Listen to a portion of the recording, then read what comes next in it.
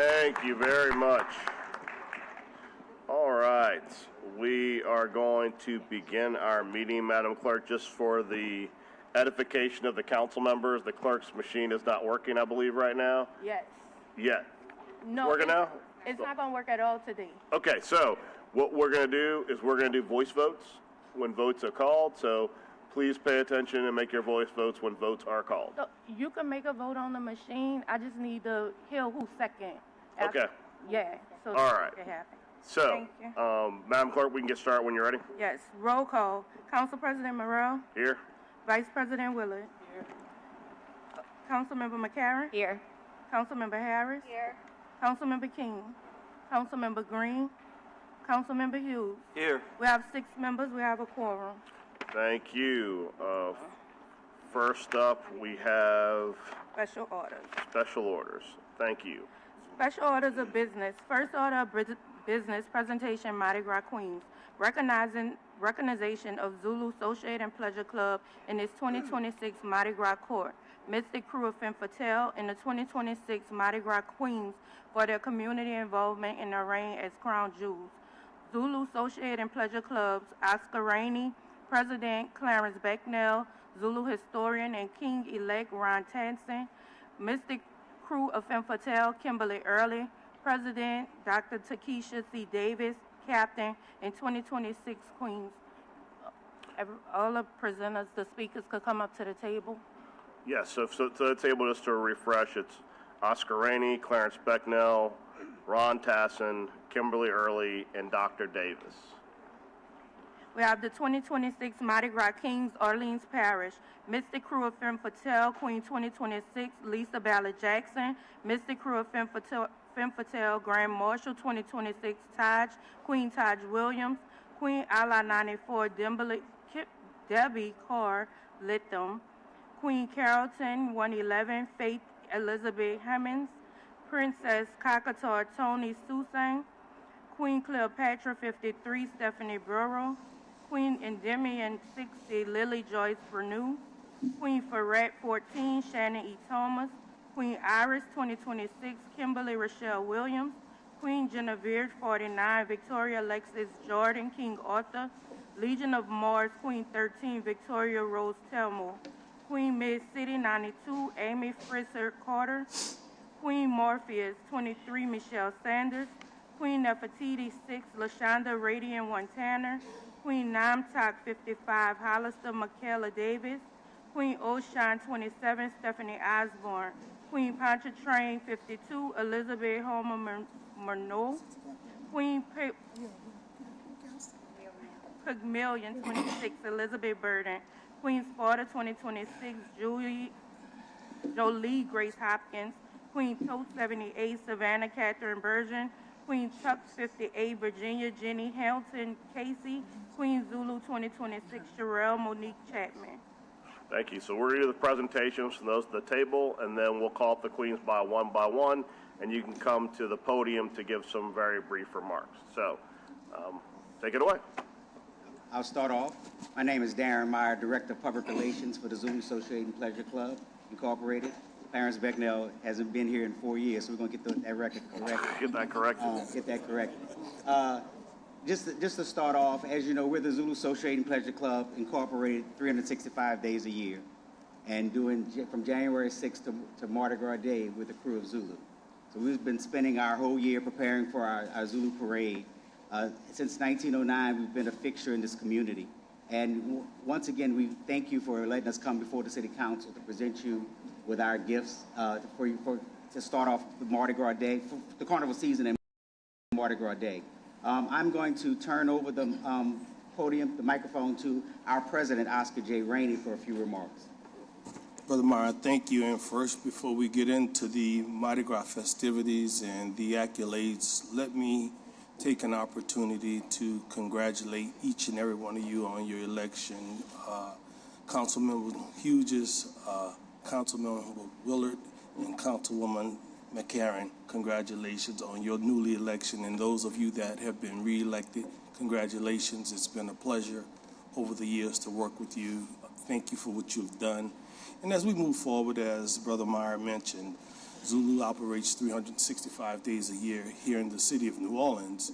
And as we operate 365 days of the year, this organization of some 800 plus members, we couldn't do what we do without the support of the city council. So although we are located at 732 North Broad, we extend our footprint over the city of New Orleans. Rather, it's on the West Bank with a softball game against the Namta crew. Rather, it's out at City Park.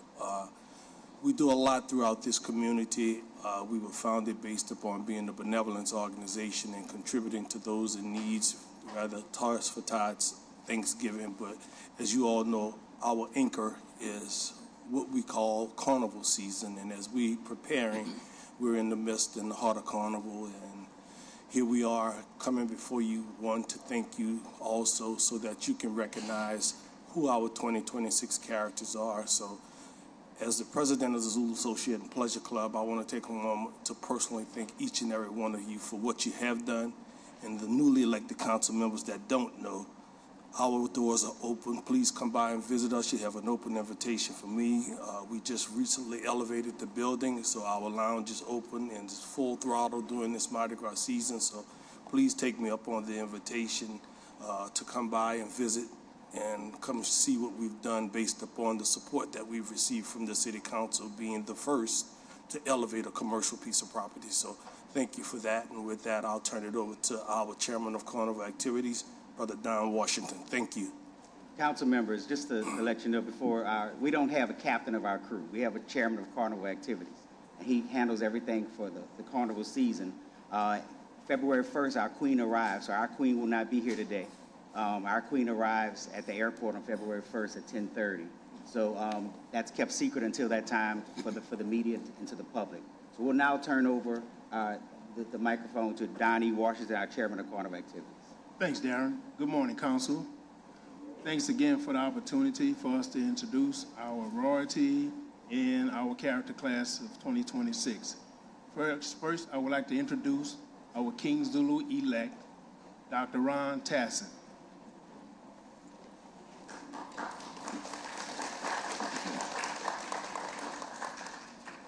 Good morning. As I say thank you, and I say thank you to the head of my honor, my Lord Jesus Christ. It is an honorable member of the New Orleans City Council. I say thank you for having us as the Zulu Associate and Pleasure Club. On behalf of the Zulu Associate and Pleasure Club, thank you for our leadership and your support of the tradition that makes New Orleans unlike any place on earth.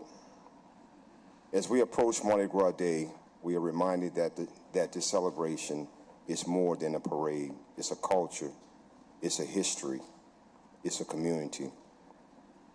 For over a century, Zulu has proudly reflected the resilience, creativity, the joy of this city. Your support helps ensure that Mardi Gras remains a powerful economic engine, a global cultural symbol, and most importantly, a moment of unity for our residents. As I stand here as the 110th King of Zulu, we make history again. From the bottom of our hearts, thank you for standing with us, with New Orleans culture, and with the spirit of Mardi Gras. Happy Carnival, and may God bless this great city. Hail Zulu. Thank you. Now, as I introduce our 2026 character class, as I introduce them, they will stand and remain standing until the introductions have been concluded. And as usual, Zulu come bearing great gifts. Each character have their own personalized throws and the most prized possession of the carnival season, the Zulu coconut. First, we have our big shot, Troy Jackson.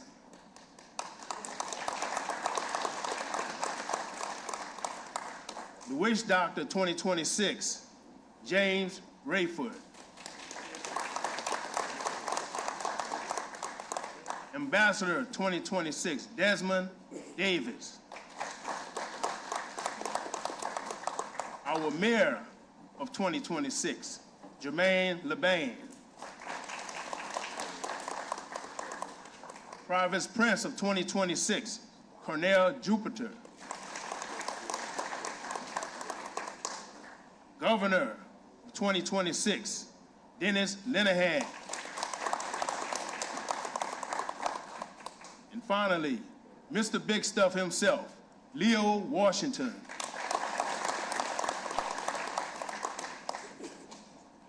As I say, they have gifts that they would like to give to each council member.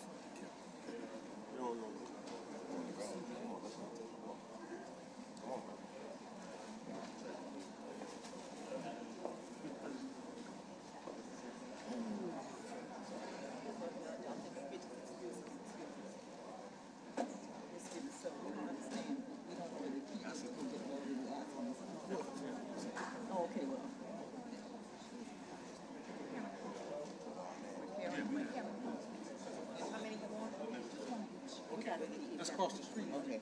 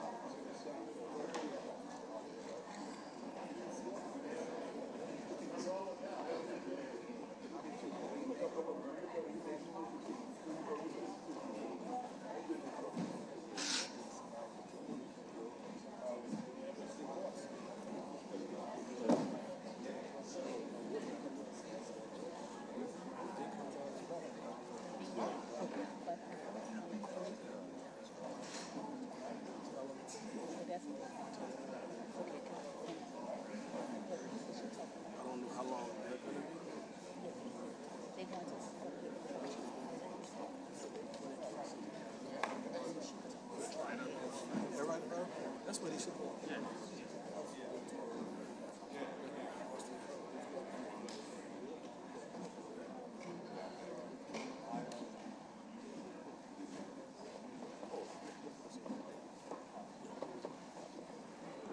All right. Thank you, council members. That's our presentation for Zulu. I know the characters wanted to take a picture, but we also know you have some other business, so we'll figure that all out after. Okay, that sounds great. So Femme Fatale. Good morning, City Council. Good morning. I am Dr. Gwendolyn V. Rainey, the founder and visionary of the Mystic Crew of Femme Fatale. We were established in 2013, and this year we're 13 years old. We can't compete with Zulu, but they're 109 years but we're here. There's a little bit of sibling rivalry going on right there. Yeah, we have sibling rivalry. If people in the audience do not know, Oscar Rainey is my brother. We're the children of the late George V. Rainey. So we grew up in Mardi Gras. We know what that is. And so it's a blessing to be here with him. I want to say congratulations to the City Council, to the newly elected City Council members. I just want to share a story of how we got here. So it was the late Barbara Layson Keller who came up with this idea that Zulu comes before the City Council, so why can't we gather all the queens from all the Mardi Gras crews to come before City Council? And if you knew Miss Barbara, who was going to tell her no?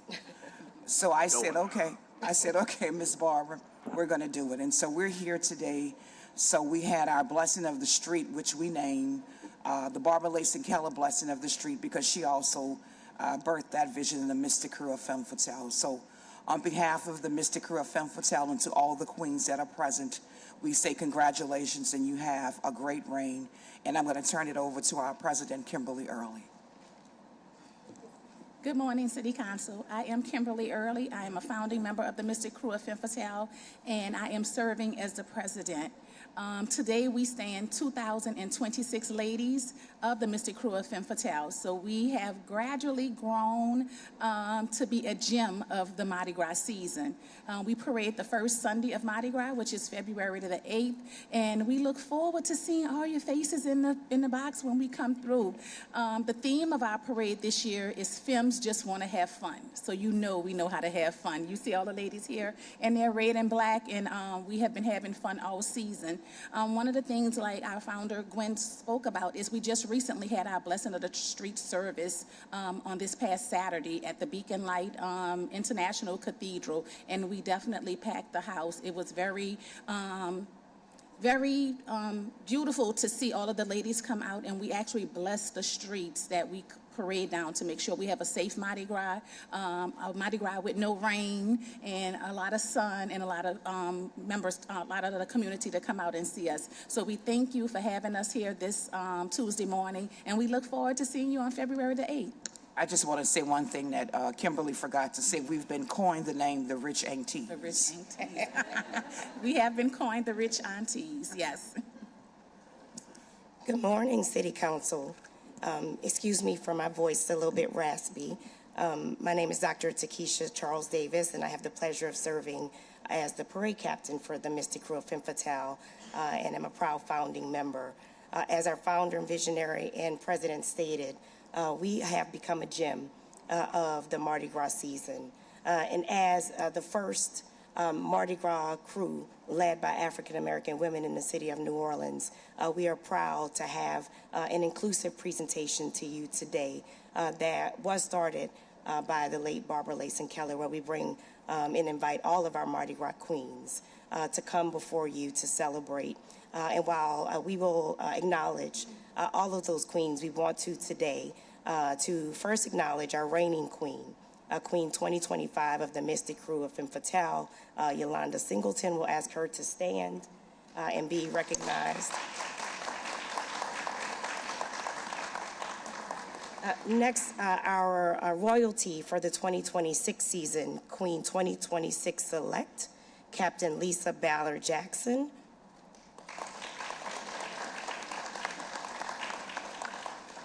And our Grand Marshal 2026, Queen Taj Williams. We'll ask Captain Lisa Ballard Jackson and Queen Taj to please come to the podium. As I described to you, they both have designed their very own unique throws. And as we have been coined the Rich Aunties, we have some very unique throws and gifts that we will provide to you today. But they have designed those unique throws, as well as for our parade. We also like to pride ourselves on being more than a Mardi Gras crew. So we have the second year of a partnership with United Way of Southeast Louisiana and the Department of Louisiana's Learning and Literacy Center, where we will be actually not just throwing beads and trinkets, but books to our young people along the street. So we will be giving out over 3,000 books off our floats for our future femmes in nice backpacks. And so we hope that you all will be there on February 8th with some young people to be able to receive that gift of literacy as well. At this time, I'll turn it over to Queen Select and our Grand Marshal. Good morning. I am Captain Lisa Ballard Jackson. I am so excited to be a part of this organization. It is a wonderful organization. I am a police officer in St. Bernard Parish. I've been there for 33 years. And I'm excited about my job, but I am excited to represent 2,026 ladies. We are more than a Mardi Gras club. We are in the community. We love our communities, and we're going to show up when we're called on. Thank you, guys.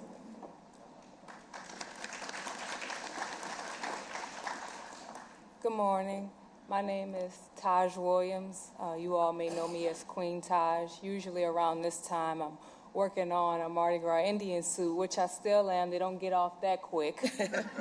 But I also have had the pleasure to serve as the Grand Marshal for the Mystic Crew of Femme Fatale, and I've also had the pleasure of designing a bead this year. So you will get a chance to see that bead up close and personal. And as I stand here and I look at this podium that is honored in the memory of Big Chief Tootie Montana, you will see a lot of feathers on that bead, which represent being a Mardi Gras Indian and New Orleans culture and New Orleans pride, and also all of the colors of the crews of the Mystic Crew of Femme Fatale, and then a second bead, which is designed with my logo that actually looks beaded like the beads I will use on my Indian suit. So happy to be here and happy to serve as the Grand Marshal for the Mystic Crew of Femme Fatale. Again, we thank the council for allowing us to come forward and celebrate all of our Mardi Gras queens. As we wind up, I will just ask those queens to stand who are here with us from the crew of Morpheus, the crew of Allah, the crew of Ferret, the crew of King Arthur, the crew of Ocean, and we do have a queen from Jefferson Parish joining us as well from the crew of Music. And so we congratulate them and wish them a successful reign.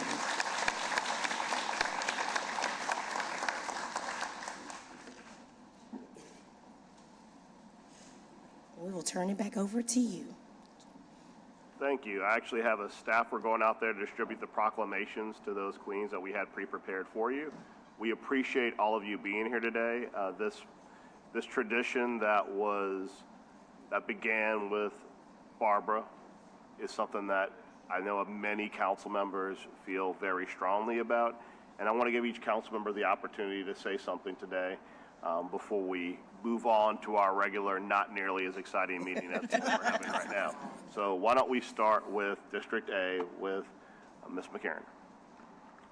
Well, thank you all for being here. This is the most exciting, I think, council meeting that we all look forward to every year. So I'm honored to be here for the first year as a council member and welcome you all here.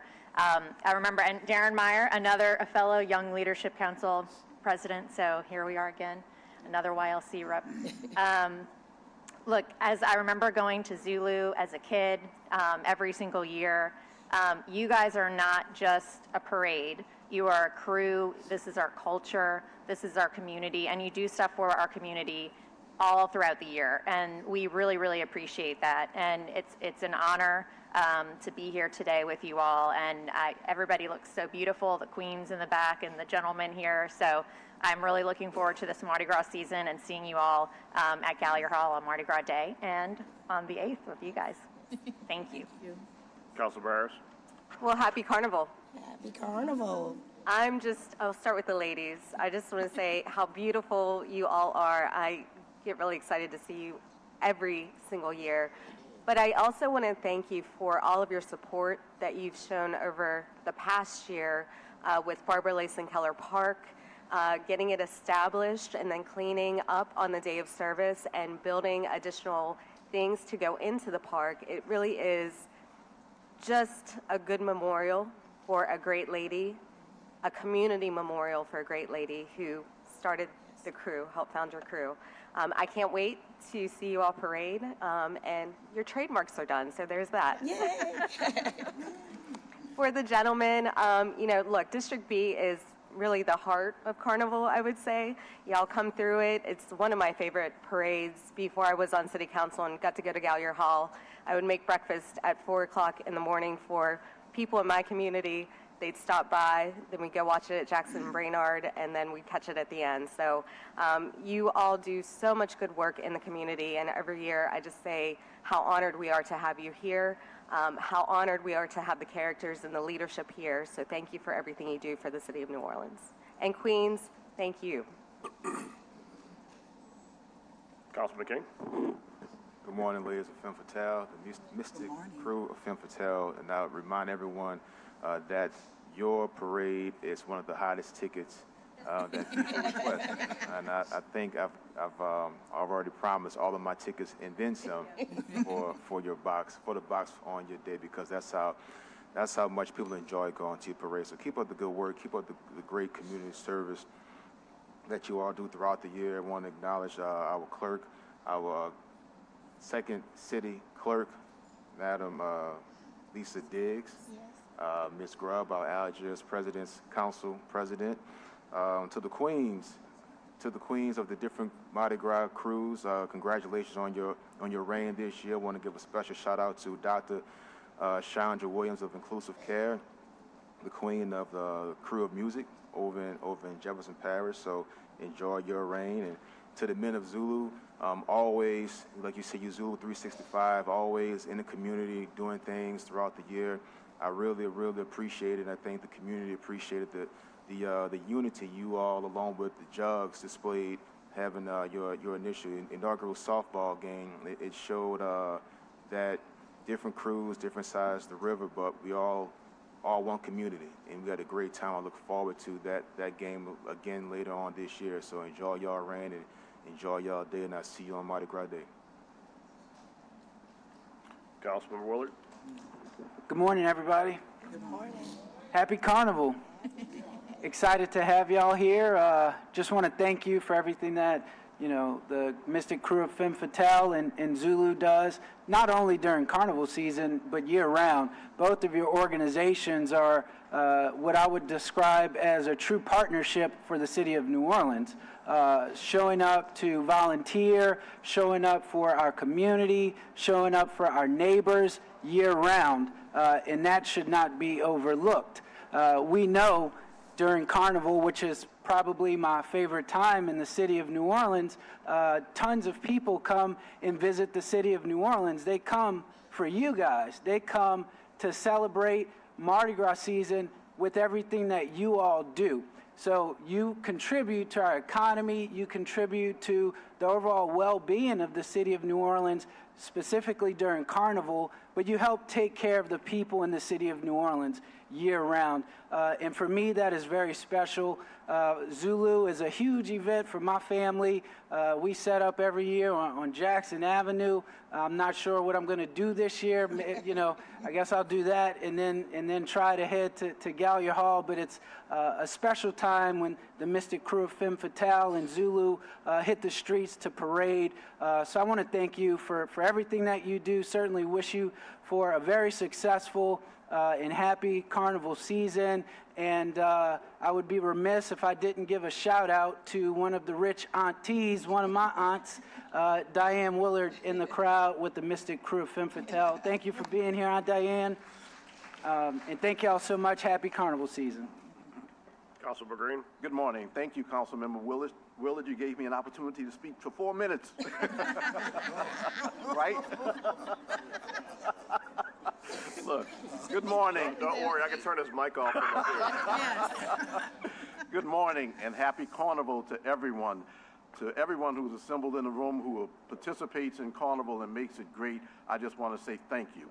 Certainly to the Zulu Social Aid and Pleasure Club and the Mystic Crew of Femme Fatale, because you're here at the table. I just want to say I'm honored and pleased when I have an opportunity to attend your events, but also to see what's going on in the community that you're doing, whether it be the red at the various events, for example, the food distribution and the like, whether it be the Zulu Social Aid and Pleasure Club at its toy giveaways and its other activities supporting persons after tragedies have taken place in our city, I just want to say to you all and to everyone who is here, thank you for the work that you do.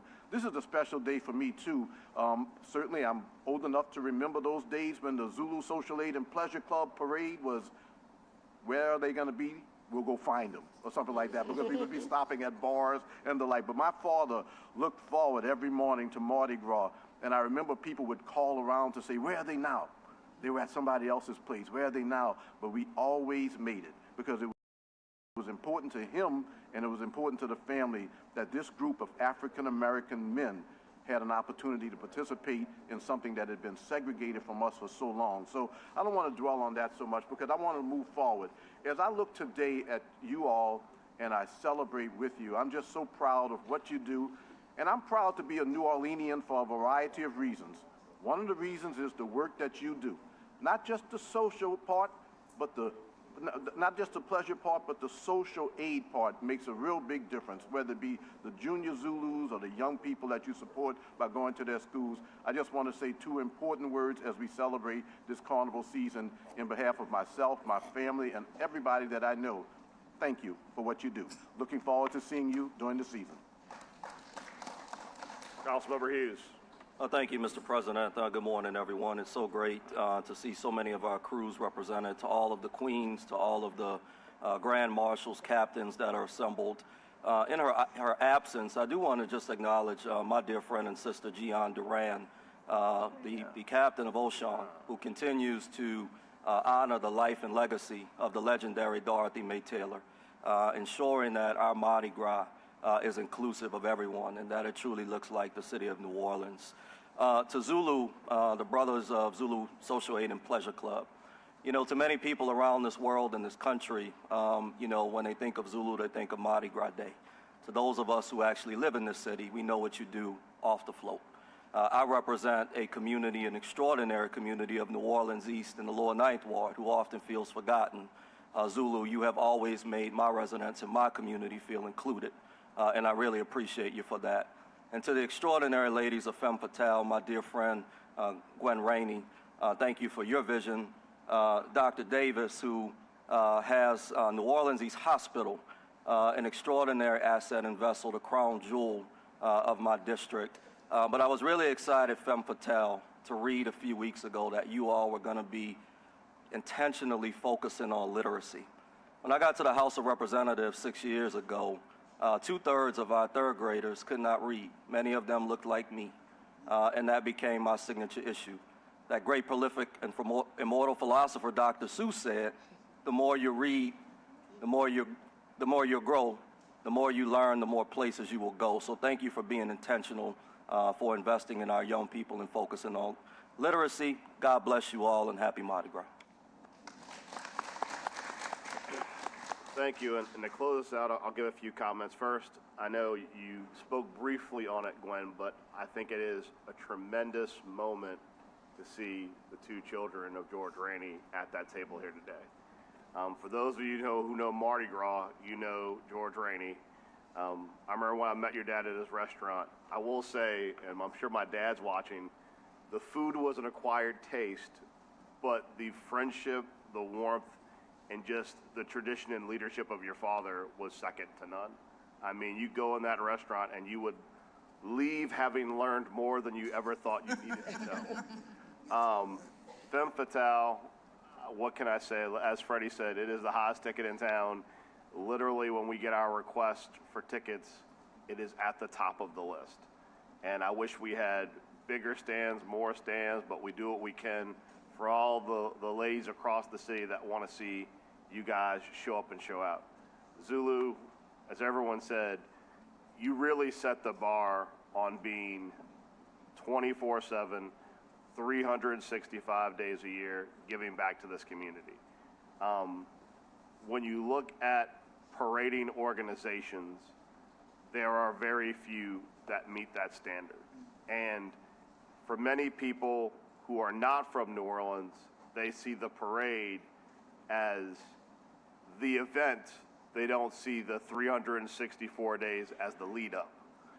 And to that note, I want to highlight our queens.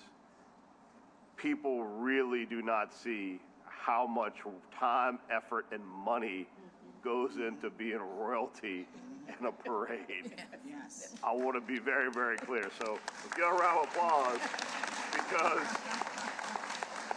as someone, I want to call out the Queen of Allah. I got to serve as the Grand Marshal of Allah last year.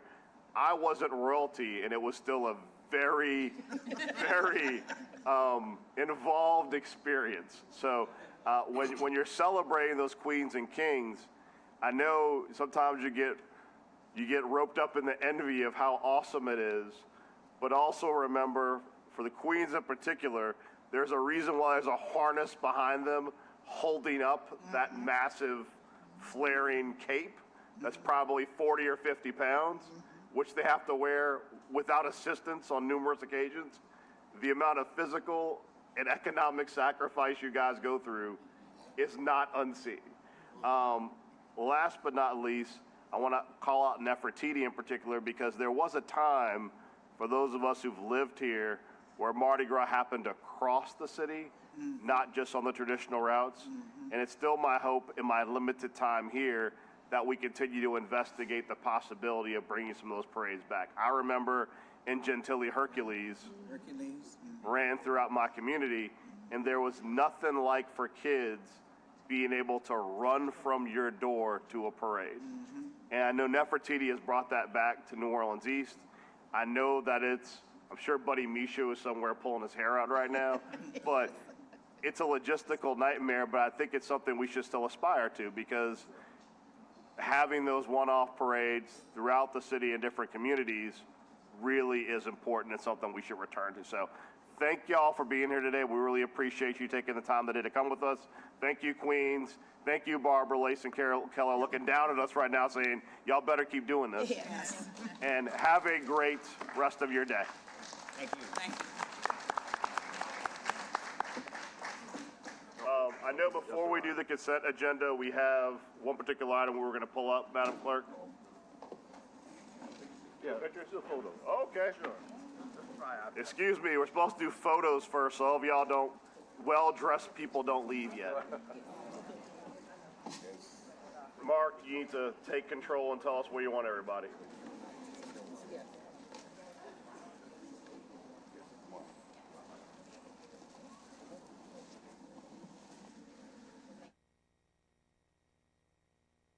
All right, so can we have everybody facing me, please?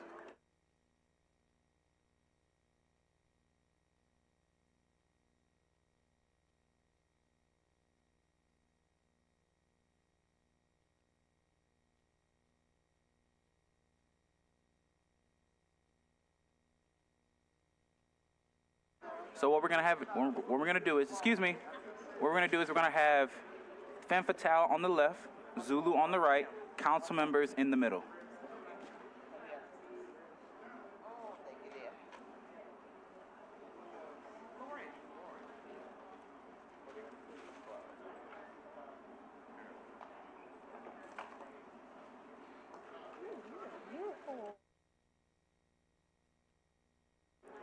Council members, y'all are facing me. Y'all facing the wrong way. Y'all gotta face me. Y'all gotta face me. Face me. Yeah, y'all facing me. We're going to all get back here and face that way. Yeah. That way we can fit more people. So line up. You told them Femme in the middle? Mm-hmm.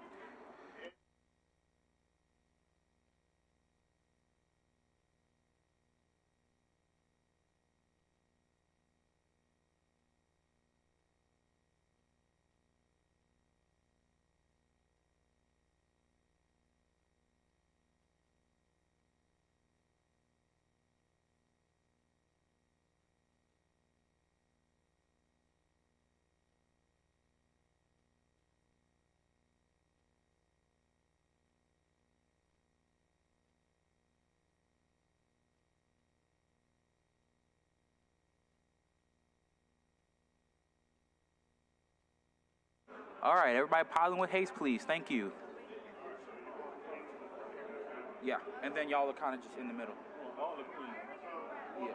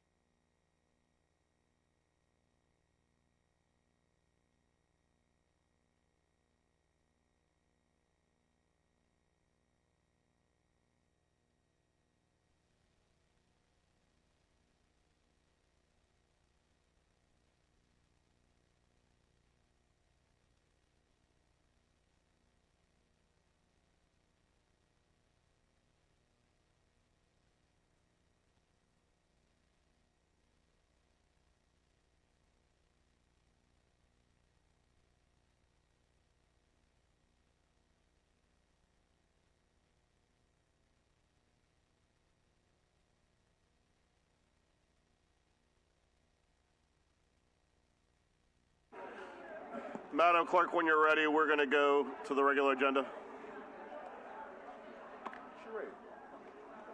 At the top of page 30. You want to wait go out a little bit? You want to wait? Oh. At the top of page 30, item 46, we have motion M2650 by Councilmember Morrell, submitting the parade positions and start time for the 2026 Carnival Parade season accordance with City Code Section 34-6.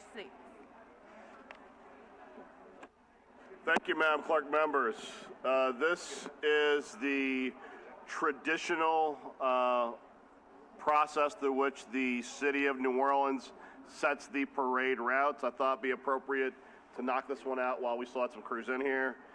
The changes this year, the first Saturday, the Sparta route is unchanged, starts at Jefferson. Pygmalion is moved from Napoleon and Magazine, moved to Napoleon and Magazine with the end at Tchoupitoulas. Thursday before Mardi Gras, Chaos rolls at 4:30 p.m., followed by Babylon at 5:30 and Muses at 6 p.m. Mardi Gras Day, the truck parade no longer ends at Elk, will now end at Canal and South Robertson, allows for easier disband. For all crews that end at Tchoupitoulas but floats continue to the Convention Center, there is no throwing past Tchoupitoulas. The parade is over. The city will not clean up after you pass Tchoupitoulas. That is very important. Do not throw past Tchoupitoulas, or else you're getting out your float and cleaning it up yourself. Just some safeguard Mardi Gras reminders. No confetti, no paper confetti, no Mylar, metallic confetti, no confetti guns. This is a public safety issue. It has led to power outages. It will be strictly enforced this year with penalties. Things you can't bring to the route: no tents, no generators, no open flames, upholstered furnitures, ladders must be 6 feet back from the curb, and no enclosing of public space. So for those people who like setting up their own private Shangri-Las with ropes, that is not allowed. It will be taken down, and you cannot, there's no pioneering on the Mardi Gras route to plant your flag and claim your land. So that is some quick PSAs with those float route changes. Council member, can I add just one thing? Absolutely. By ordinance, you cannot have pets on the parade route unless they are service animals. So that is a reminder. Dogs get very spooked when you bring them to parades, and we've seen incidents where dogs get spooked and they might bite someone. So do not bring your dog to the parade route. Thank you for that. You just spared someone a massive lawsuit. All right. I will move. Can I get a second? Second by Councilmember Hughes. Or Mr. by Councilmember King. All in favor? All right. 7 yeas, no nays. It is adopted. Consent agenda, I believe now, Madam Clerk? Yes. We have a communication from Aaron Spears. This may be received. We have a communication from Joseph I. Jeruso III. This may be received. We have a communication from Christina Carroll. This may be received. We have a communication from and referred to budget. We have a communication from Christina Carroll. This may be received and referred to budget. We have a communication of Yvonne Lewis, which was being withdrawn by the applicant's request. We have a communication from Amika Riley. This may be received. We have a communication from Shantae Powell. This may be received. We have a communication of Laura Tuggle. This may be received. We have a communication of Elizabeth Russo. This may be received. We have a communication from Erin Hansen. This may be received. We have a report of Tracy D. Madison. This may be received. We have a report of Casey Guidry. This may be received. We have a report of Cassandra B. Robert. This may be received. We have a report of Angela Rec. This may be received. We have a report of Anita Curran. This may be received. We have a report of Caitlin Tamrek. This may be received. We have a report of Jennifer Avegno. This may be received. We have a report of Melissa Portello. This may be received. We have a report of Tamia Johnson. This may be received. We have a report of Randy Heyman. This may be received. We have a report of Angela Rec. This may be received. We have motion M2633 by Council members Morrell, McCarron, Green, and Hughes by request. Governmental Affairs recommended approval. We have a motion M2634 by Council members Morrell, McCarron, Harris, and Green by request. Governmental Affairs recommended approval. We have motion M2635 by Councilmember McCarron by request. Governmental Affairs recommended approval. We have motion M2636 by Councilmember King by request. This Governmental Affairs recommended approval. We have motion M2637 by Councilmember Morrell by request. Governmental Affairs recommended approval. We have motion M2642 by Councilmembers Harris, Willard, Morrell, McCarron, and King. Budget Audit Board of Review Committee recommended approval. We have motion M2643 by Councilmembers Harris, Willard, Morrell, McCarron, and King. Budget Audit Board of Review Committee recommended approval. Where motion M2645 by Council Members Harris, Willard, Morrell, McCarron, and King. Budget Audit Board of Review recommended approval. Where motion M2646 by Council Members Harris, Willard, Morrell, McCarron, and King. Budget Audit Board of Review recommended approval. Where motion M2647 by Council Members Harris, Willard, Morrell, McCarron, and King. Budget Audit Board of Review Committee recommended approval. Where motion M2648 by Council Members Harris, Willard, Morrell, McCarron, and King. Budget Audit Board of Review recommended approval. Where motion M2649 by Council Members Harris, Willard, Morrell, McCarron, and King. Budget Audit Board of Review recommended approval. Where motion M2659 by Council Member Harris by request. Governmental Affairs Committee recommended approval. Questionnaire was received. Where motion M2660 by Council Member Green by request. Governmental Affairs Committee recommended approval. Questionnaire was received. This is all matters on consent. Thank you, Madam Clerk. Do we have any public comments? No. Okay. Move to adopt the consent agenda. I'll second.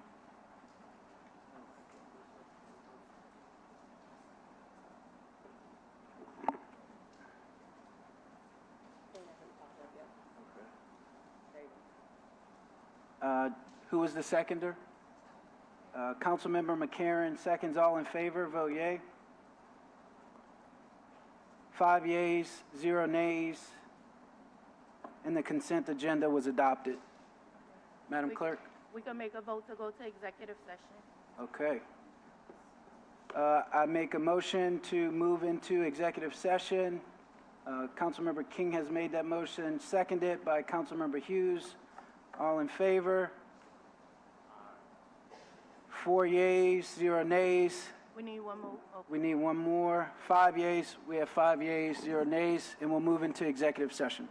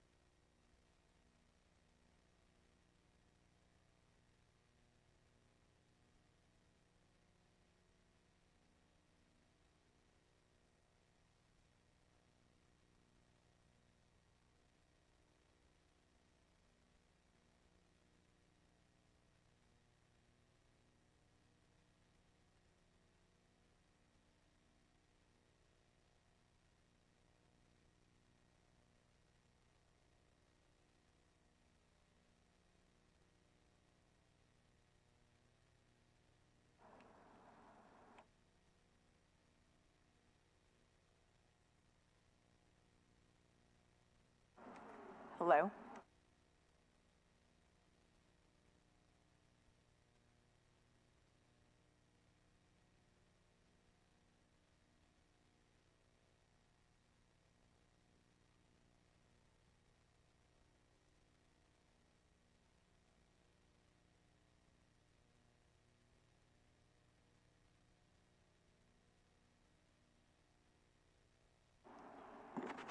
Ladies and gentlemen, I think we've got a quorum. We can come back. I will move that we exit executive session. Can I get a second? Second by Councilmember Freddie King. All in favor? Aye. That is 5 yeas, no nays. We are out of executive session.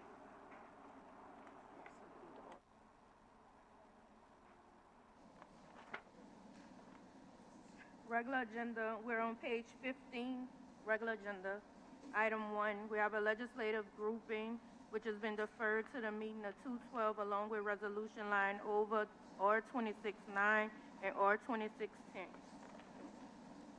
At the top of page 16, item 4, we have a legislative grouping has been deferred to the meeting of 2/12 along with resolution line over 2611 and resolution 2612.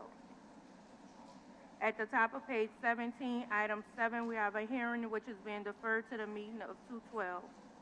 Item 8, hearing 2026 through 2030 capital improvement has been deferred to the meeting of 2/12. Item 9, demolition application has been deferred to the meeting of 2/12.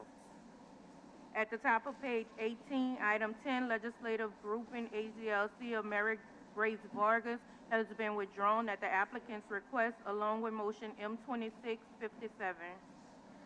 At the bottom of the page, we have legislative grouping HDLC of Susan Johnson, Principal Town of Carrollton Watch LLC, requesting to appeal a Historic District Landmarks Commission decision to approve a roof demolition of over 50%, specifically 55.9% for the property located at 7801 through 7803 Zimple Street.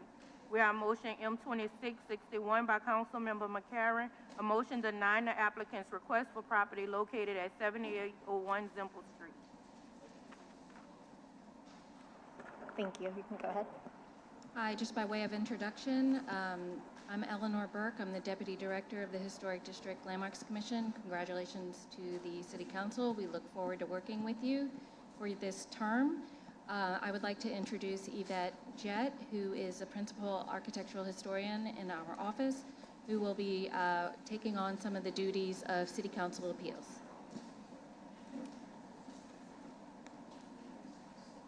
FEMA survey research indicates that the residential building was originally constructed sometime between 1900 and 1910, and it first appears in the 1909 Sanborn map. The double shotgun structure appears to retain much of its original form, type, massing, and some of its original classical revival Edwardian architectural features and details. The applicant requested approval to remove 55.9% of the roof structure to accommodate the construction of a new Camelback addition.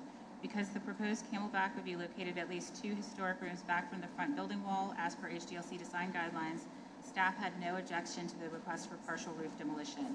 At its hearing on December 3rd, 2025, the Commission voted to approve this application. A concerned neighbor has filed this appeal, not the property owner.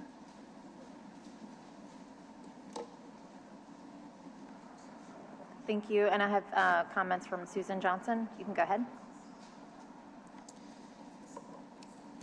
Susan Johnson, 2822 LePage Street, Town of Carrollton Watch. I'm not paid to be here. Please overturn the HDLC decision of approval for the roof demo. Camelbacking is an historic practice, and the HDLC almost universally approves it. The basis of my appeal is my objection to the use, which I believe will be a private dorm. So I'm filing this HDLC appeal as a zoning matter, as I've done twice before with success at the City Council. In this case, however, District A disagrees. District A asserts that the layout can accommodate a family or young professionals. The developer is a dorm and STR developer of over 15 properties. In the university area, a D2D will rent for over $1,000 per bedroom per month at a conservative estimate. Moreover, the builder's plans as submitted are unreliable. There was misrepresentation in the primary facade drawing, so that HDLC had to put the second demolition application back on the agenda after a recalculation. Plans are not stamped or approved. They're not finals. There's a third full bathroom in violation of the university area overlay, which limits investors to 2.5. No plumbing riser diagram has been supplied to confirm that bathroom count is not even higher than 3. Developers are now getting around the 2.5 limit by misrepresenting on architects' plans. Finally, the developer bought the house from a long-time resident family for cheap at less than half the assessed value. Civil law calls this practice lesion beyond moiety. A similar sale happened at 1218 Burdett 2 weeks ago. This inequitable practice is common, and people should know that civil law provides a remedy. Please, I respectfully ask that you overturn the decision and grant this appeal. Thank you. Thank you, Susan.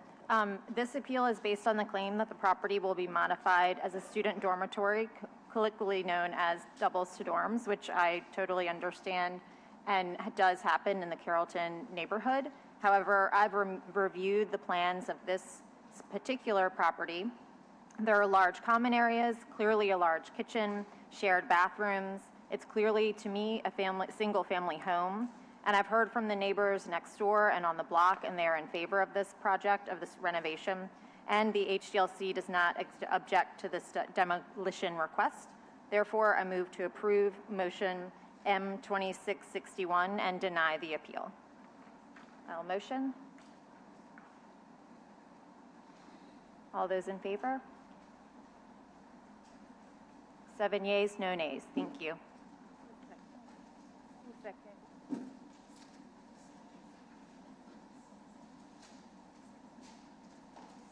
Item 14, zoning docket 6025 has been deferred to the meeting of 2/12. Item 15, zoning docket 6225 has been deferred to the meeting of 2/12. At the top of page 20, item 16, we have zoning docket 6325, Danny M. Nasser, requesting a conditional use to permit the retail sale of packaged alcohol beverages in an MU1 medium intensity mixed-use district on square 1539, lot 11 in the 3rd Municipal District, bounded by North Broad Street, Dual Street, Verlex Street, municipal address 2037 North Broad Street. The recommendation of the city planning being for approval, subject to one proviso. We have a motion under suspension by Councilmember Green approving the applicant's request for the property located at 2037 North Broad Street, subject to one proviso. We need to move to receive this motion. So move, Green. Can I get a second? Second by Morrell. We need to move, further suspend the rules to add this motion to the agenda. Seven. Matthew? It's not working? Okay, 7 yeas. All right. We have a report from the city. Oh, we have to move to add to the agenda. So move. Second by Morrell. Members, please vote your machines to add this to the agenda. 7 yeas. And it's added to the agenda. We'll have a brief City Planning Commission report. Yes, good morning, council members. This is a request for conditional use to permit the retail sale of packaged alcoholic beverages in an MU1 district. The land that is subject of this application houses a corner store that has historically sold alcohol but lost the ability when the permit was not renewed, requiring the applicant to apply for a conditional use. The Planning Commission believes the proposed sale of alcoholic beverages is sensible as it aligns with the commercial purpose of the zoning designation, and it recommended approval subject to one proviso. Thank you for that report from the City Planning Commission. And for the members of the public who are watching, I would just like to make a couple of notes on this important location. The motion approves a conditional use request for the retail sale of packaged alcohol beverages at an existing corner grocery store, which has been there for decades. The store previously held an alcoholic beverage license, and this request allows the business to simply restore the use of something that existed already. The City Planning Commission unanimously recommended approval. Neighborhood support was actually expressed. There were no speakers in opposition at the City Planning Commission hearing or at the Neighborhood Participation Plan meeting.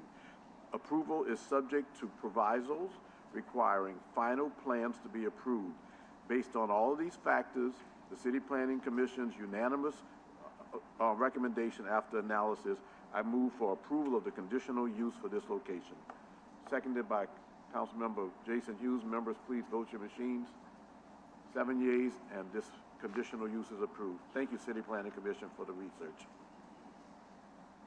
Item 17, we have a legislative group in zoning docket 6425, Jane Place Neighborhood Sustainability Initiative, Inc., requesting a zoning change from an HURD2 Historic Urban Two-Family Residential District to an HUMU Historic Urban Neighborhood Mixed-Use District on Square 605, lots 48, 49, 50, 51, and X-1, or lots 25, 26, 27, 28, in the rear portions of original lots 1 and 2 in the First Municipal District bounded by Jane Alley, Bank Street, Palomar Street, and South White Street. Municipal addresses 323 through 343 Jane Alley. The recommendation of the CPC being for approval, we have motion M2658 by Councilmember Harris, a motion approving the applicant's request for the property located at 323 through 343 Jane Alley. Thank you, Madam Clerk. CPC, will you brief us on your report? Yes, this is a request for zoning change from a two-family residential district to a mixed-use district on a property that is located in Mid-City, close to the intersection of Broad and Bank Street. The site is being developed by the Jane Place Neighborhood Sustainability Initiative, which is a community land trust and housing rights organization. The site consists of 5 lots, with 3 of which are vacant, developable lots, and 2 lots are developed with existing two-family dwellings. While it has historically always been designated residential, it was also developed with commercial use around the 1950s. The applicant has stated that the intention for the vacant parcel is to develop a 3,600 square foot administrative office for their operations on the ground floor and construct 3 one-bedroom apartment units on the second floor. The Commission found that the intended development is in keeping with the previous and existing surrounding land uses and would remain compatible with the scale and character of the surrounding residential neighborhood. There was a lot of positive public comments that were received during the Planning Commission hearing in support of the request, citing the benefits of affordable housing. The Commission voted to approve the request unanimously. Thank you. I have some comment cards. Paul Kramer, followed by Lucinda Flowers, followed by Veronica Reed.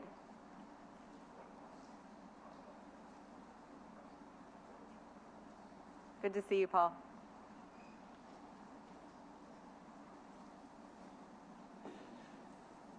Thank you, Councilmember Harris. We are so happy to have you on another term with the City Council and your long-standing support of affordable housing. And congratulations to all the newly elected members. Especially nice to see 2 former City Planning Commissioners on the council together. I'm happy to be here today representing such a great organization with solid management and impressive fundraising. Not only does Jane Place provide 100% affordable housing, their houses are kept in very good condition, a mix of historic renovations and new low-density construction. In the City Planning Commission report, you'll note some remarkable before and after photos of the houses. In this zoning change request, Jane Place has found the ideal location for their administrative office. It extends the existing HUMU, Historic Urban Mixed-Use zoning, from the Ruby Slipper restaurant parking lot across the street to the 5 lots on Jane Alley where commercial uses previously operated. Additionally, 5 new units of affordable housing are part of the project, and numerous existing Jane Place rentals will be visible and accessible from just a half a block away. The site of these new affordable rentals and the office are only 1 block from Broad Street and walking distance to grocery stores, amenities, major employers, including the VA and LCMC hospitals. We thank you for your support. Thank you, Paul. Lucinda Flowers, followed by Veronica Reed. Wait, before you leave, Paul, I want to make a quick comment. I appreciate all the work that Jane's Place does, especially considering in the wake of what we're dealing with Musicians Village. It's very disheartening that when there are organizations like yours that are out here doing the right thing in regard to affordable rentals, that when we have properties and problems like that arise, you guys really could have been part of the solution of that problem rather than now having people that are probably going to need your services to find somewhere to live. So I just want to thank you for always being a partner with the city, and for Jane's Place always being a partner with the city to try and make sure that we are providing affordable homes to people. Mr. President, since you brought that matter up, I want to report to the public that the new owner of those properties that were transferred from one entity to the next has decided that he is in fact going to raise the rents. So at this time, a couple of persons who are culture bearers in our city who moved back to our city and found a place to stay are going to have to be accommodated elsewhere, and Mr. Mahdi has the right to do so. But when I think about Habitat for Humanity and I think about other organizations that are out there designed to help people to get into more stable situations, I am greatly concerned and disappointed that people who are located in an area, certainly rent increases are part of a formula, but that other organizations were not given an opportunity to potentially own these properties and maybe either keep the rents as they were or gradually increase them. This is not a blasting of someone who has executed a private property right. What it is an expression of concern relative to organizations that are purposed and also have chosen to provide supportable and affordable housing opportunities for people, taking advantage of opportunities to relieve themselves of properties without even putting covenants in that protect some of their people. That's all. I think it's very unfortunate, and because Councilmember Morrell brought it up, it's been something that's a little bit concerning to me. I'm very concerned and very disappointed as to what I've heard recently. Thank you, council members. I think that we're all concerned and upset about how the Habitat transfer happened and the potential eviction of culture bearers from our city. With that, Lucinda Flowers. Good morning. Thank you for the opportunity to be here this morning.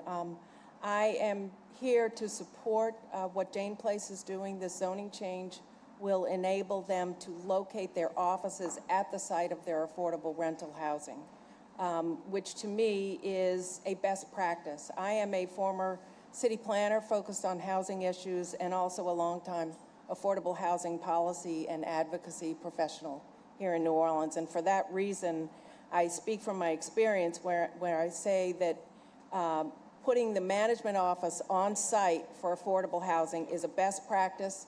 It benefits residents, neighbors, and even the housing owners and managers. It enables strong resident management communication because the office is right there. It helps to ensure good property maintenance because, again, folks are on site and they can see what's going on. And it really benefits the neighborhood because the neighbors know that the office is right there and they can come and talk about whatever, if they have any issues or any concerns, they know right where to go and who to talk to. Jane Place is providing much needed affordable rental housing in a city where we know it is strongly needed, as the council has just been discussing. They will be there for the long haul, and this zoning change enables them to put their office there and really strengthen their own management best practices. Thank you. Thank you. Veronica Reed.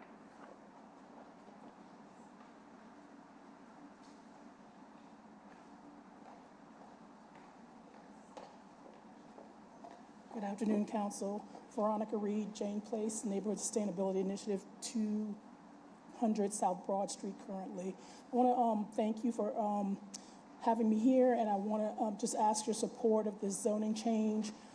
This will allow Jane Place to better serve our residents because it will allow us to have our office within a block and a half of 90% of our current housing, and in our current development pipeline, we have an increase of 100%, which will be within another 2 blocks of that current office location.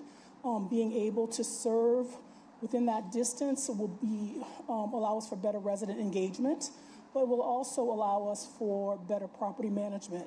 All of our housing is permanently affordable, so the City Council does not have to worry that in the future our rents will be unaffordable to anyone. And what we want to do is continue to serve the residents who need permanently affordable rental housing, quality permanently affordable rental housing in the city of New Orleans. Thank you very much. Thank you, and thank you for the work that you all do. I've moved. Councilmember McCarron seconded. 7 yeas. Thank you.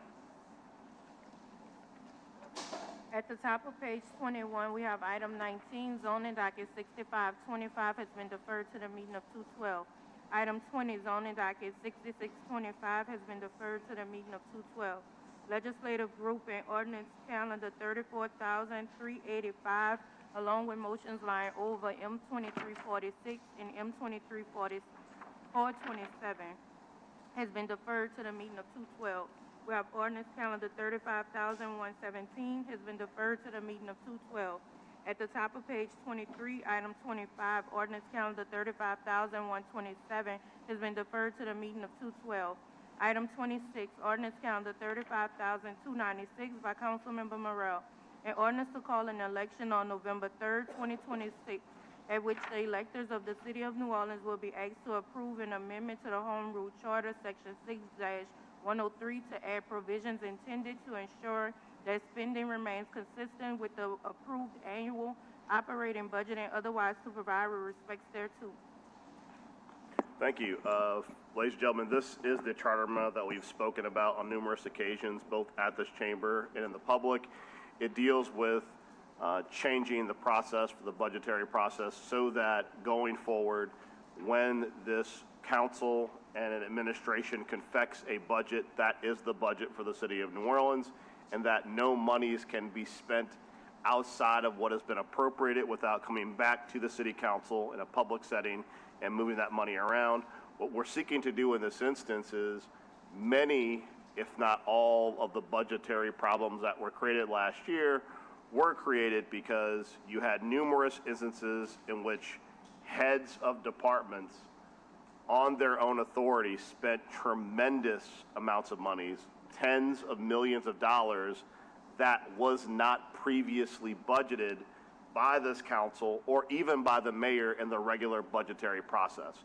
What this does is it creates an expectation and an environment that when both the council and administration and the public, as they interact throughout the budget process, when we create a budget, the four corners of that budget define spending for the year, and that if an administration wants to spend money that is not budgeted or move money that has been budgeted for a different purpose, they will have to come back to the council during budget in a budget hearing to make that change. It is very similar to my former colleagues in the legislature to the BA7 process, with basically, and it's a very rote, normal process, but it helps us keep track of how much money is being spent and helps us avoid things like we saw last year, which was the $160 million cash crisis, because tremendous amounts of money were spent without actually truing up and accounting for it in the budget.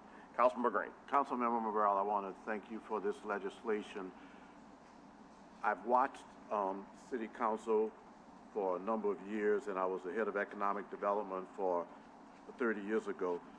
I know that when I've attended certain hearings in the past, people have said, who were the heads of particular departments, well, we just decided to spend it in a particular area because the money was available. I think that one thing that your legislation does that I'd be pleased to be a co-author of, it gets us to think a little bit more during the budget process, and as we move into the new Moreno administration, I think that her directors that she's appointed are very responsible in this way. But it gets a little bit more thought involved with the budget process. Not just one lump sum that you have to spend.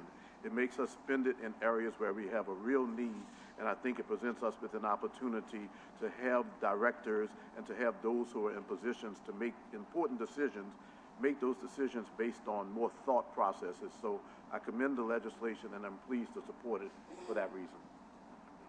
Thank you, Councilmember Green. Is anyone else? Oh, Councilmember Harris. Yeah, I just would also like to be added as a co-author. I think we all probably would like that. Well, why don't we do this, Madam Clerk? Why don't we add everyone as co-authors on the final legislation? I also want to commend Councilmember Harris. Last term worked with me diligently on trying to get this resolved, because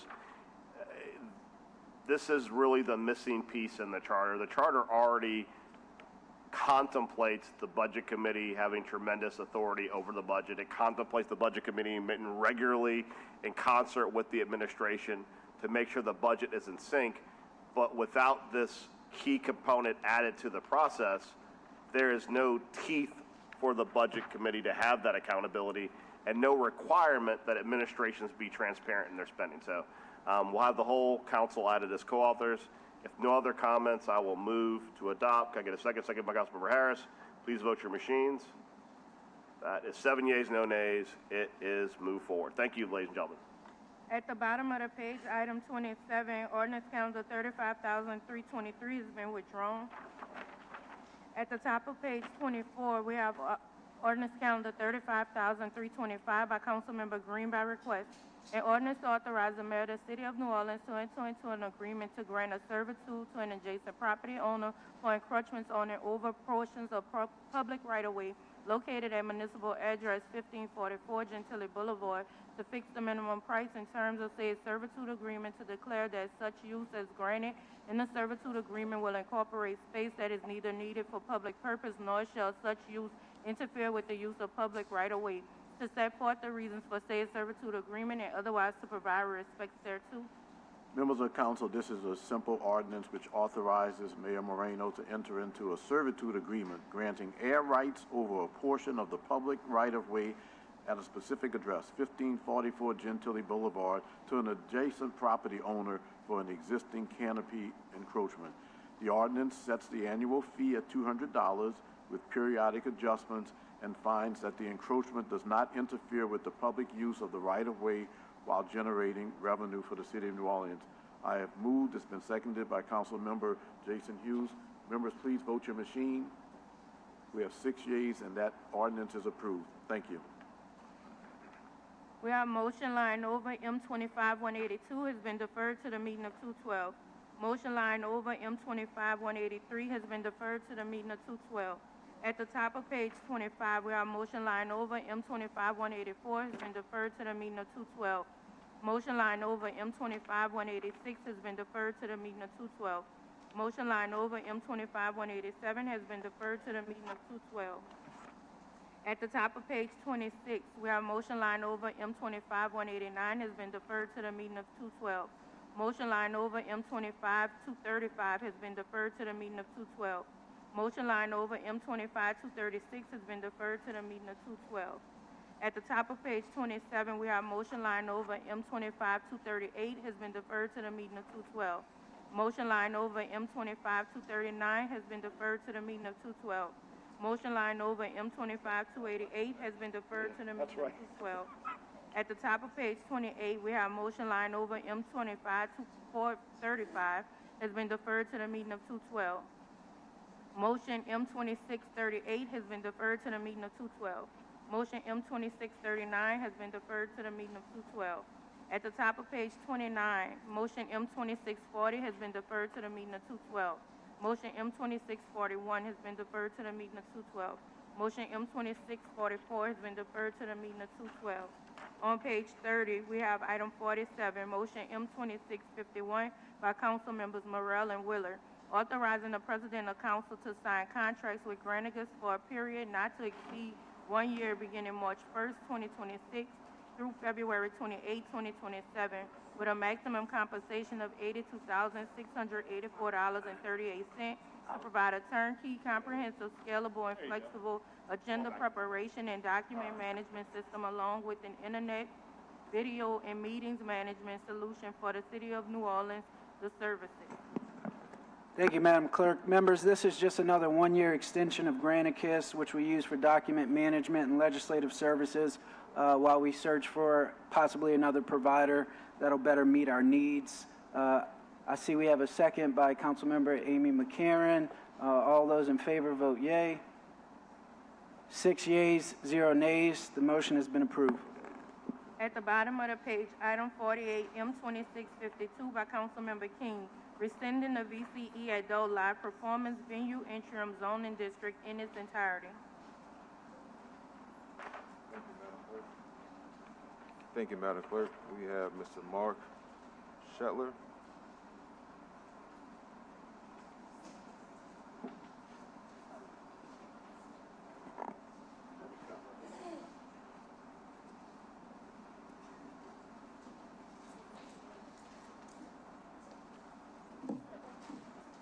Mark Shetler, 2768 Orchid Street. I'm with Shift Change. I want to start by thanking those from the clubs who came out today, risking backlash by commenting and being present publicly. You are culture bearers with a direct line to 300 plus years of our city's identity and are valued members of our hospitality workforce like anybody else. M267 and the still unaddressed anti-competitive M268 and the CP study directed on a rotten foundation all need to be rescinded. And if council or the CPC does anything with ALPVs in the future, it needs to be driven by this workforce and to their benefit. Now, I'm not going to ask my questions about 26, 7, and 8 for the third time today. Fool me once and all that. District C will never answer those questions on record, and I know that because I know the answers. I know the names and the businesses they'd lead back to. Subvert your efforts. Forgive me for being Pollyanna in my ask today. We need to end the tradition of cross-district land use vote reciprocity because some colleagues cannot be trusted with a rubber stamp, and it's a failure of trust in the whole council every time they get one anyway. Much faith has been lost in our institutions lately, including our cities. This council could play a role in repair. Start by cutting the puppet strings certain outsiders get to hold, whether they're former lawyers disbarred for kiddie porn, former heads of safety and permits, or other political power brokers willing to wield their spears against you in your districts, and do so by simply taking responsibility for all your votes. Repeal these, but realize that there's a culture issue in this chamber of uncuriously trading approval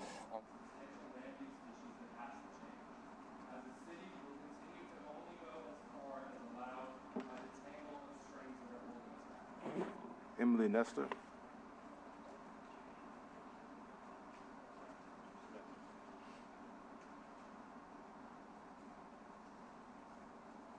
Emily Nestor, and I am speaking today on behalf of myself and colleagues that cannot speak out today for fear of retribution. As you well know, our industry faces stigma. Restrictions on adult live performance venues have historically harmed workers. In 2018, hundreds of workers lost their ability to conduct their business after shuttering 6 clubs. All of the privately owned establishments were lost, leaving only corporate clubs. These establishments we currently have are great, but we lack the diversity that made Bourbon Street even more appealing. Many ALVPs hire on strict guidelines regarding appearance, weight, age, and race. We welcome new business on Bourbon Street as more options means more jobs for a wider range of entertainers, and of course, more money circulating within the VUCRA. The fewer options we have, the less freedom we have to decide the best option for us. And since we are hired via auditions, our options may be limited based on things we cannot control. We want variety and freedom to choose where we work. Our industry is a blessing to single mothers, students who can only work part-time, and people who live with chronic illness. It provides upward mobility and is a stepping stone or safe landing for many young women. Capping clubs or selectively approving permits seems nothing less than arbitrary, as none of the secondary effects outlined during Operation Trick or Treat or named in M267 and 268 were found to have occurred. When proposing these bills, Mr. King referenced secondary negative effects of ALVPs. We would like provable clarification on what those secondary effects might be. What about the effects these laws have? Stripping and adult entertainment is a part of New Orleans history and its culture. On a personal note, I began dancing as a means to support myself on the heels of multiple traumatic events, including a sexual assault. Stigma. This has allowed me to build a life for myself where I have freedom over where I work, when I work, and who I work for. And that is the autonomy I have not always been afforded in my personal life.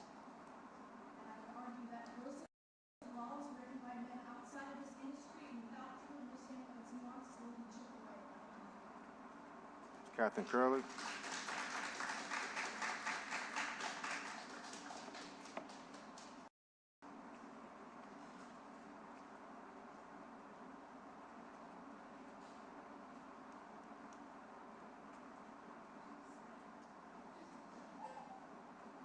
So Catherine Curley, right? Correct. All right. Good morning. I'm very pregnant, so give me a second. All right, I very proudly have worked in many clubs all over New Orleans, up and down Bourbon since 2018. I, like so many others, consider dancing as my career. Whew. What worries me about this motion is that it would discourage any smaller or independent club owners to be able to open a club. Smaller-owned clubs listen to their entertainers, can adjust their rules or policies based on the needs of the people actually there, versus all the paperwork and power so many corporate clubs have. Locally owned clubs tend to also have more diverse hires because they can take into account personality. As anyone who has been to a club knows, our bodies are the billboard, but our personalities create the atmosphere that tourists travel here and expect. More clubs give entertainers options to work. If one club enforces a policy that takes more money than us, we can move to a different one. If one club hires staff that makes us uncomfortable, we can move to a different one. Club options give workers the ability to better regulate clubs themselves. One of the most dangerous situations for a dancer is feeling forced to work in conditions that are harmful, scary, or exploitative. By giving so much power to the owners, by restricting the ability for new clubs to open easily by smaller owners, this would create an environment where dancers are controlled by a one-size-fits-all policy that do not make sense for the city of New Orleans or us as a workforce. I support rescinding M 26.7 and 26.8. Thank you. Samantha Stratford.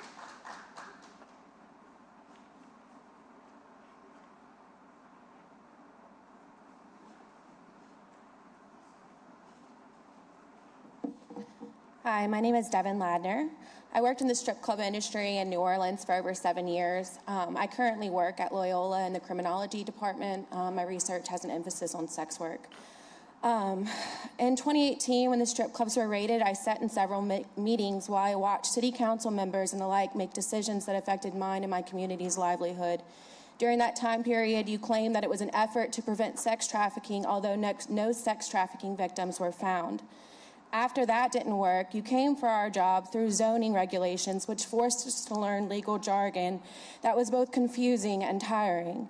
Today, once again, we are seeing our job opportunities diminish, and once again, no one considered the impact it would have on the actual workers. Limiting our job opportunities puts us at risk for the very thing you claim to want us to protect us from. It causes us to take riskier jobs and stay in problematic establishments. We deserve to have multiple opportunities as it places power back into our hands. I will ask, like I asked last time I stood up here 8 years ago, that you consider and talk to us before you make decisions that directly impact us. I think we're deserving of that. Samantha Stratford.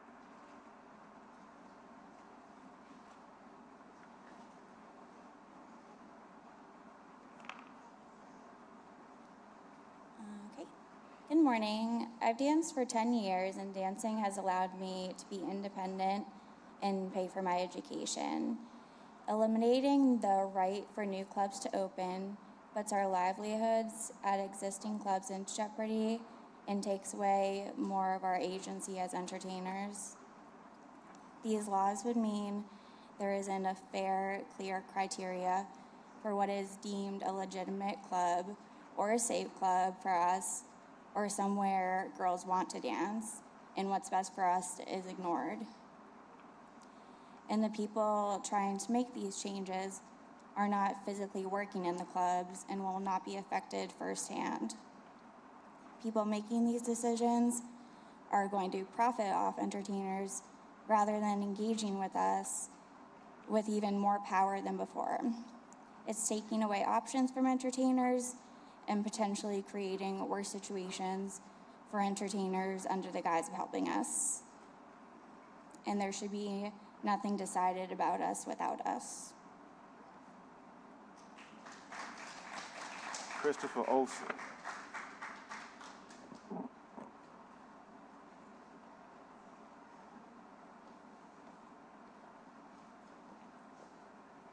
Good morning, everyone. My name's Chris Olson, 1029 St. Peter Street. That's in the French Quarter. I live there with my family. We have some of the only quarter kids. I also own stores in the quarter, and I advocate for preserving the precarious balance that is the French Quarter. Councilmember King, I want to say thank you for hearing us and for reconsidering this IZD, as it does not help that balance that we're trying to maintain. I support today's motion, but also believe that this should be repealed in its entirety, both 26.7 and 26.8, not just one portion of it. The French Quarter thrives when like businesses can open together. Workers can go back and forth between similar businesses, and in turn, competition protects workers because you can go somewhere else when there is a bad actor at play. This is why our bars and our restaurants work so well. And when there is not a critical mass of businesses, the industry starts to fall apart. We've seen this on Royal Street with the antique stores, where as some closed, the entire business basically fell apart, making it impossible for everyone else. Strip clubs are no different, but for some reason they are often regulated differently. And in a place like New Orleans, where we were literally built on vice, where these clubs started and where they proliferated, I think we should not be getting in the way of new clubs opening, but we should make it easier for them. I will say, though, that, again, my comment here is probably the least important of the day. Any of the decisions that happen with these clubs need to include the people who actually work in the clubs. The entire industry really rests on their backs, and any future zoning changes should not be based on a technical study of land use law, but should consider their opinion first and foremost. Thank you. Joe Comaras, 4919 Chapatulas. I may be pronouncing the name, mispronouncing the name. Zoe or Zay, last name starts with a C.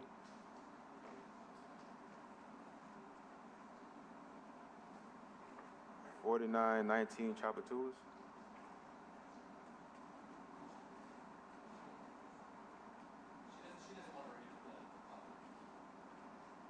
Loon Archer.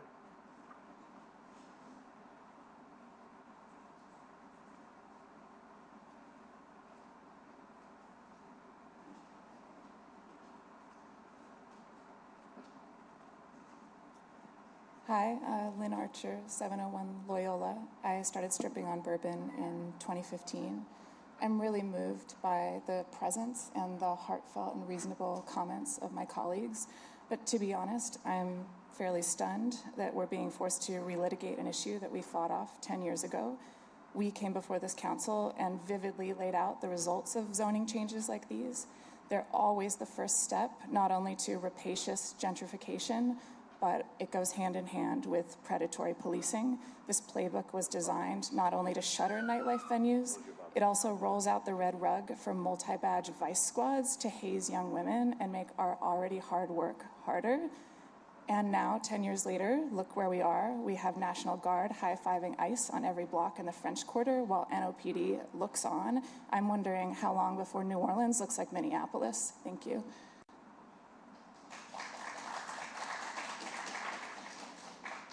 Britt Tizola.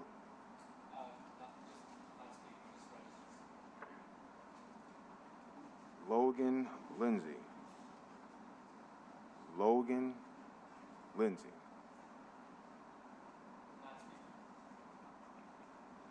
Margaret Bondi.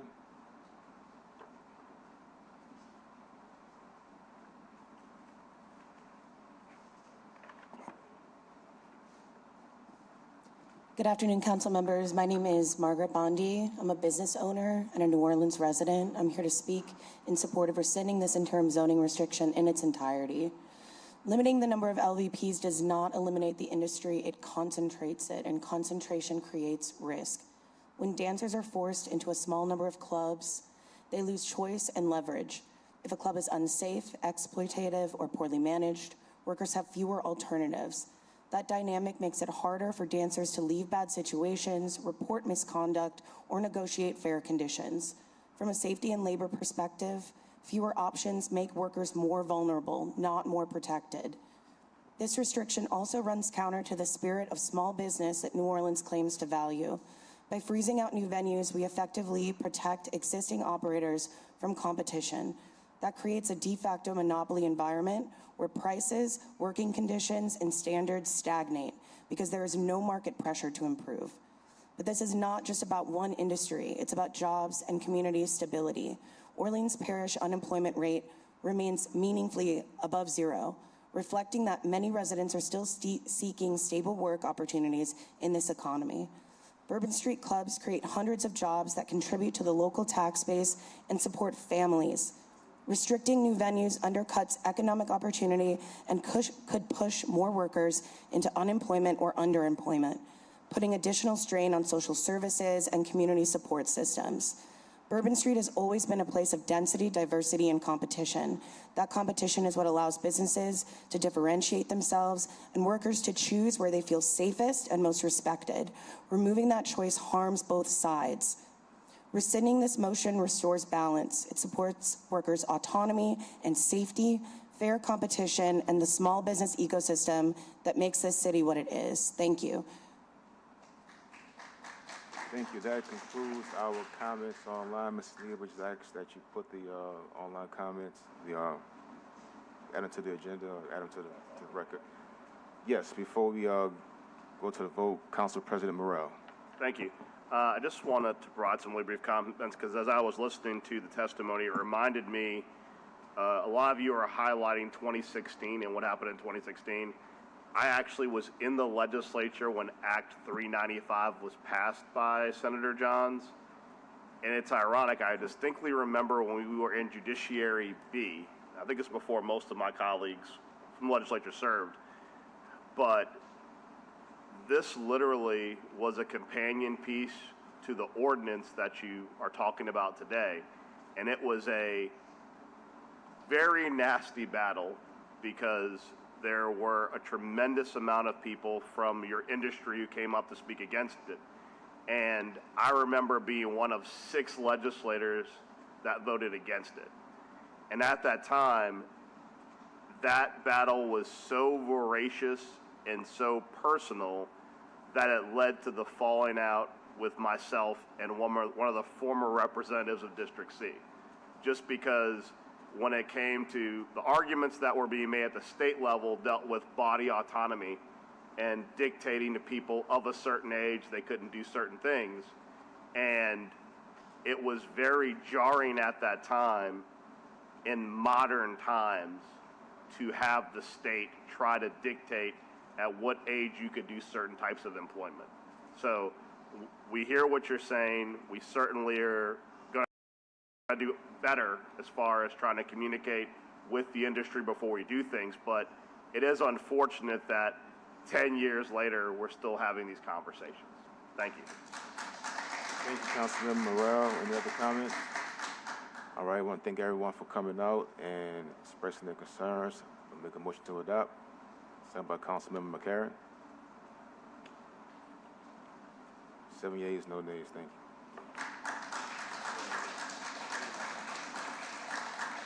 At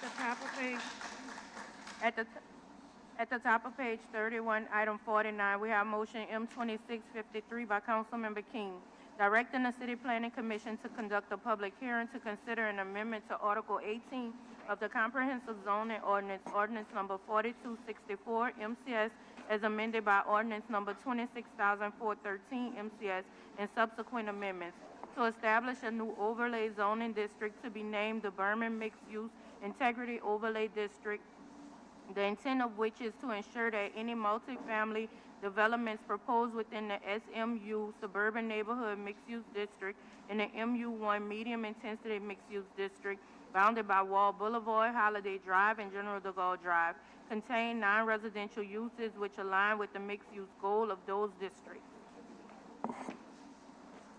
Thank you, Madam Clerk. This motion directs CPC to examine how and to what extent any mixed-use zoning districts within de Gaulle, Wall Boulevard, Holiday Drive incorporate non-residential uses as part of new developments. This is to ensure that the development pattern goal of these zoning districts is being met. With this, I move adoption. Second by Councilmember Hughes.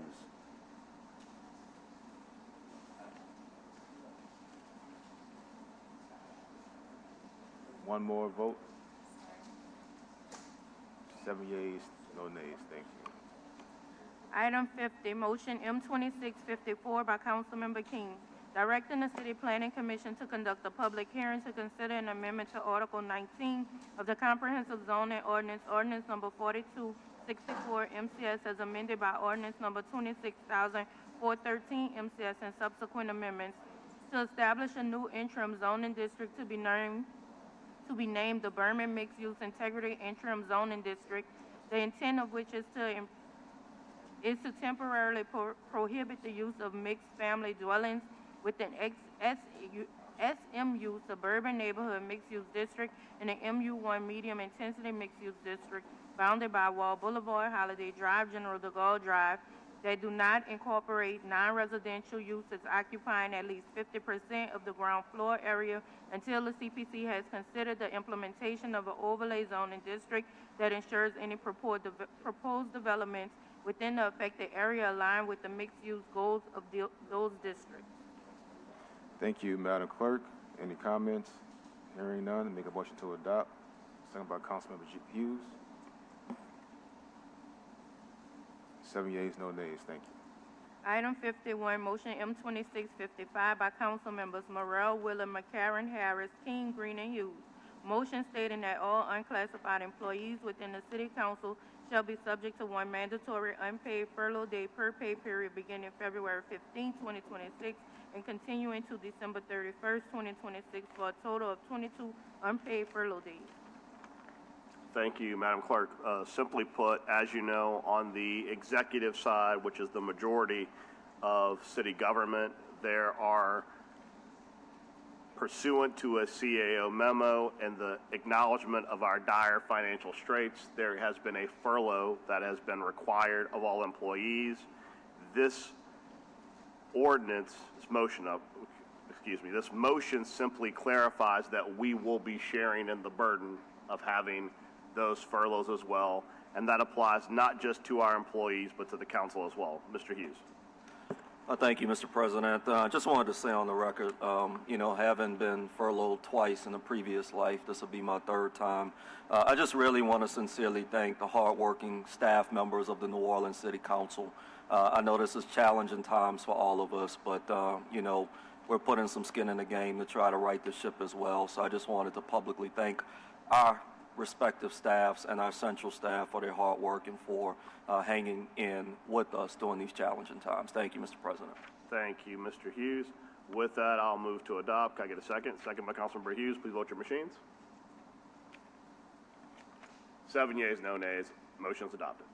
At the top of page 32, item 52, motion M2656 by Councilmember Morrell by request, adding the President of Council as a signatory to the contract between the City of New Orleans and the Orleans Parish Sheriff's Office, and authorizing the President of Council to sign the contract between the City of New Orleans and the Orleans Parish Sheriff's Office.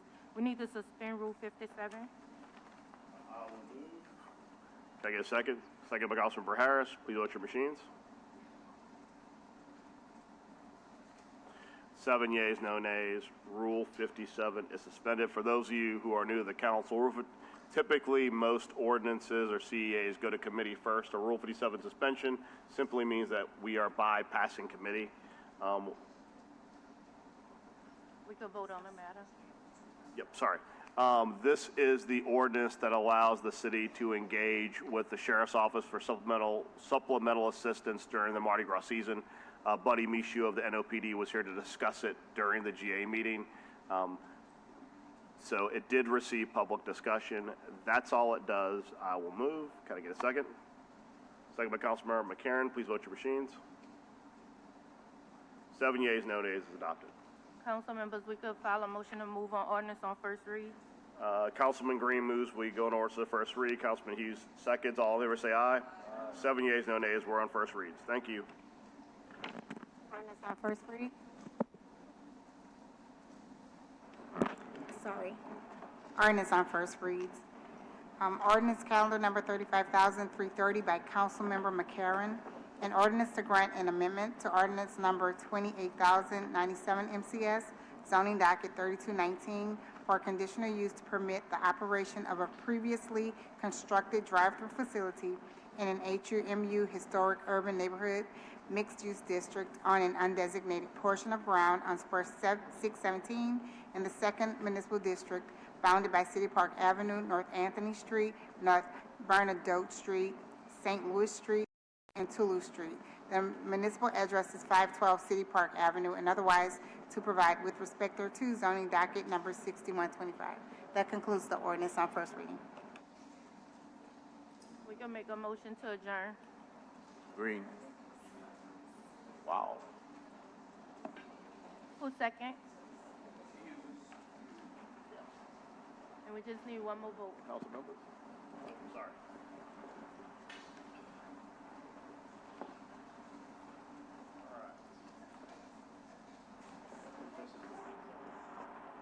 All right. 6 yeas, no nays. That was it. That was motion to adjourn.